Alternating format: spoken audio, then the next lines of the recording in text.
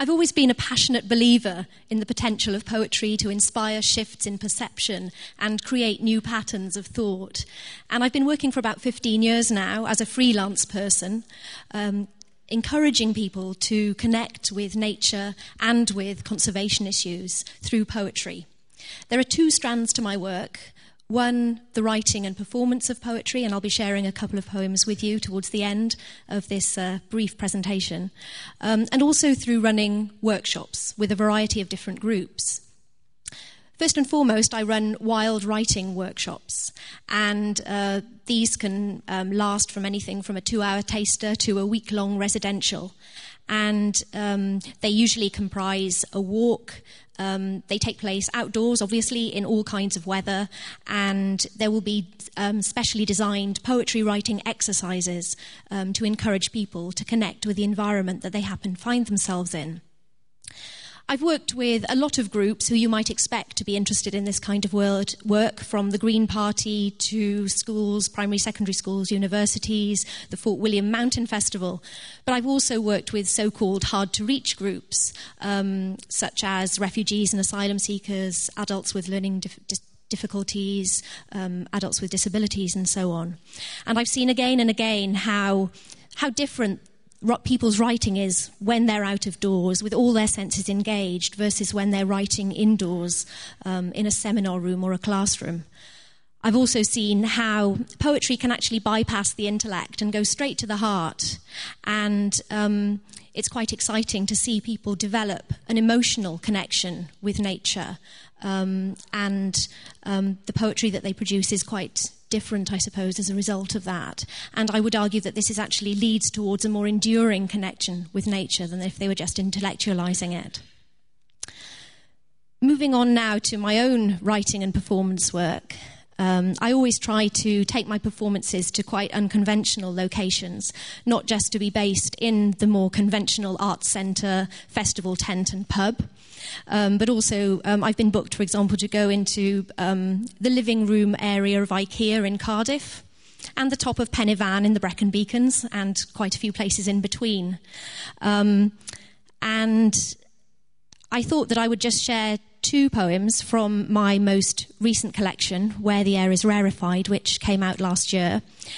I've written quite extensively on extinction, biodiversity loss, endangered species. And so when I'm doing a whole sequence of those poems with a group or at a performance, there will often be half an hour of this quite dark and depressing subject matter. So I always like to counter that, if possible, with a poem of celebration and abundance.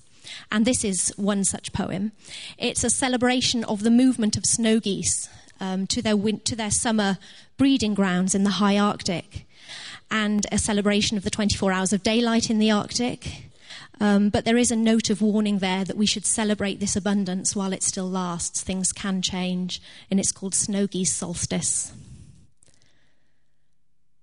A rumour of plumage, a mutter of us as the sky finds its tongue, then stutters the first few syllables of spring, then starts to sing a chorus of us, a John Rutter mass of wings and light, and a dazzle of down as we swoosh to the ground, a ruched Arctic circle, curtain of us. An epic distance travelled yet again of us, an 1,800-mile unravelled skein of us that knits a nest of air and space to embrace the golden egg we've laid. A thrill of us, a shrill of us, a million billion quills of us have written a script forbidding sleep, so we peck it to death on the tundra at our feet. Yet you must wonder at our numbers while there's time, for summer soon begins to moult, and a shiver in the sky implies the ravens close behind.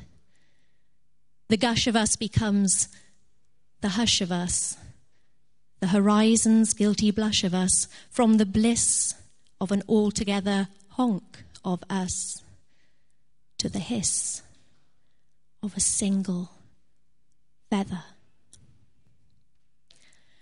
The second poem and last poem that I'll share, I like to do with groups and at performances for 2 reasons, really. One, because I talk quite a bit about top predators and the fact that when a top predator is thriving in an ecosystem, the rest of the ecosystem makes sense.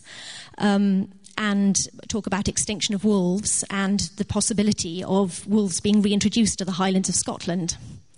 The other reason why I like to do this poem is that the wolf-like creature that I've created within it is actually very disenfranchised and very disconnected from nature. So I use it as a tool for showing people to actually be as connected as they can, because this urban wolf is not happy. This is Who's Afraid. Wolf wanders. Wolf wonders what's happened to his tundra and his snow. Wolf overheats, wolf sweats down high-risen streets and grabs the sky between his teeth to try to widen the horizon. Wolf's hunger sends him hunting twice a day. Wolf slinks home with shrink-wrapped Asda prey. Wolf's pack bonds over drinks. Wolf's meant to sink beer and laugh at jokes about eating grandmothers and girls in red cloaks. Wolf's meant to make football talk and follow a favourite team, but wolf can only dream of following caribou on their migration north. Wolf must never raise his tail higher than that of the alpha male with his fast cars, sharp suits, huge desk, vast wealth. Wolf wants to know when stealth went out of fashion. Wolf's passion is for a lair that's bare and austere, for Wolf's idea of fun has never been stalking flat packs in the depths of IKEA. Wolf's sick of being blamed by the boy who claimed Wolf was here when Wolf was not. Wolf's pride hurts like permafrost. Wolf tries to whistle, but Wolf's lost the tune. Wolf howls at red traffic lights instead of the moon. Thank you.